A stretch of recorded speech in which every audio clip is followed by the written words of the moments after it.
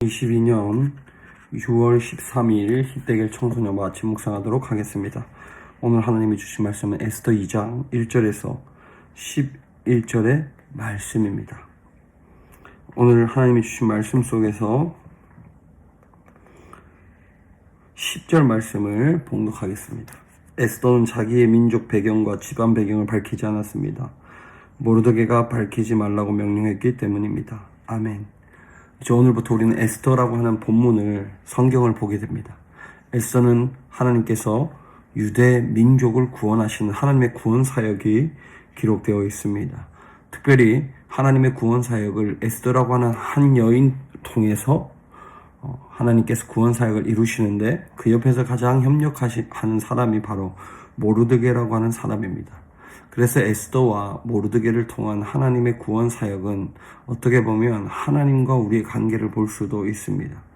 특별히 오늘 우리가 에스더를 통해 하나님의 구원 사역이 시작되는 점을 통해서 에스더에게 모르드게가 자신의 집안을 밝히지 말라고 했던 것, 즉 에스더가 유대인이라는 사실을 말하지 말라고 했던 것은 하나님의 구원 사역을 이루기 위한 모르드게에게 주신 하나님의 지혜입니다. 오늘 우리가 살아가는 세상 속에서 우리는 그리스도인이라고 말할 수 있습니다. 그러나 지금 우리가 살아가는 세상에서 그리스도인이 환영받지 못하는 시대입니다. 그래서 그리스도인이라고 100번을 말하기보다는 우리의 삶 속에서 그리스도인다운 삶을 사는 것이 중요합니다. 그래서 하나님께서 우리를 통한 구원 사역이 이루어지게 되는 것을 우리는 눈으로 보게 될 것입니다. 오늘부터 우리가 함께 보는 에스더의 말씀처럼 우리는 하나님이 세상으로 보내신 전도자, 하나님의 구원 사역의 시작점이라는 사실을 잊지 않고 우리가 오늘부터 읽어갈 에스더를 통해 하나님이 주시는 은혜와 역사를 우리가 함께 경험할 수 있기를 바랍니다.